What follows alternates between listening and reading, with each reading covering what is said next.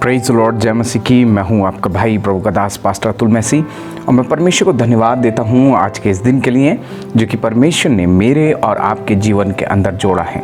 आज के इस मॉर्निंग डिवोशन में मेरे साथ परमेश्वर के वचन से पढ़ने के लिए निकाल लीजिए नीति वचन उसका 18वां अध्याय और उसके 21वें वचन से। और यहाँ इस प्रकार से लिखा है, जीव के वश में मृत्यु और जीवन दोनों होते हैं, और जो उसे काम में लाना जानता है वह उसका फल भोगेगा।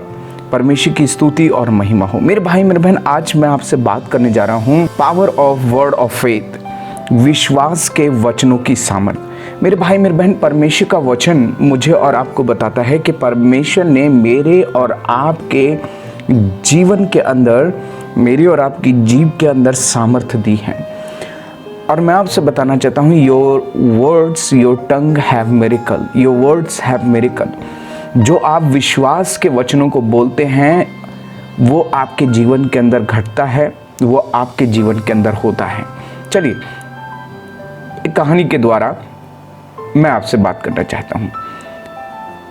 जापान के एक प्रोफेसर ने अलग अलग जार लिए, बोतलें ली, और उनके अंदर उसने पके हुए चावलों को बराबर बराबर करके उन तीनों बोतलों के अंदर भर दिया, और उन तीनों बोतलों को उसने अलग अलग नाम दिया। पहले का नाम उसने लिखा धन्यवाद या थैंक यू। दूसरे का नाम उसने जो उसके ऊपर लेबल लगाया वो लगाया इडियट का, और जो तीसरा था उसको उसने खाली छोड़ दिया।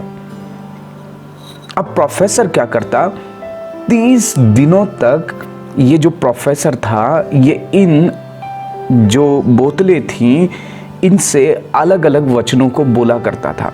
जो पहला था जिसका धन्यवाद था, थैंक यू जिसके ऊपर लेबल लगा था, वो उससे सकारात्मक वचन को बोलता था, जैसे कि तुम अद्भुत हो, तुम स्मार्ट हो, तुम प्रेमी हो, तुम जो चाहे वो कर सकते हो, तुम जो सोचोगे तुम वो हो जाओगे। और इसी प्रकार से वो उससे सकारात्मक वचन बोलता रहा। जिस पर इडियट लिखा था, जिस पर बेवकूफ़ लिखा था, उससे उस जार से वो कड़वे वचन बोलता था, नेगेटिव वचन बोलता था।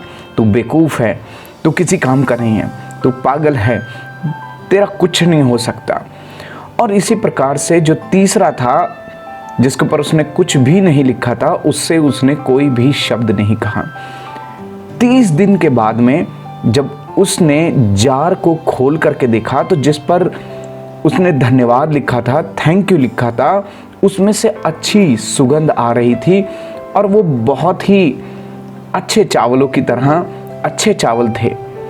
वहीं दूसरी तरफ जिस पर उसने इडियट या बेवकूफ़ लिखा था, वो बदबू देने लगे, उसमें से गंदी स्मेल आने लगी, वो काले और चिपचिपे हो गए। वहीं जिस पर उसने कुछ नहीं लिखा था, वो सूख गए और सूख करके कड़क हो गए। ये जो एक्सपेरिमेंट है, ये एक साइंटिस्ट ने किया था अपने स्टूडेंट के साथ में मिल करके। मेरे भाई मेरे बहन, आज मैं आपको बताना चाहता हूँ, आपके शब्दों के अंदर सामर्थ है। जो आप विश्वास के वचनों को बोलते हैं वो वचन आपके जीवन के अंदर पूरे होते हैं। बाइबल मुझे और आपको बताती है मेरे भाई मेरे बहन के जीव के वश में जीवन और मृत्यु दोनों होते हैं, और जो उसे काम में लाना जानता है वह उसका फल भोगेगा। मेरे भाई मेरे बहन, आपके पास में परमेश्वर ने ये सामर्थ्य है।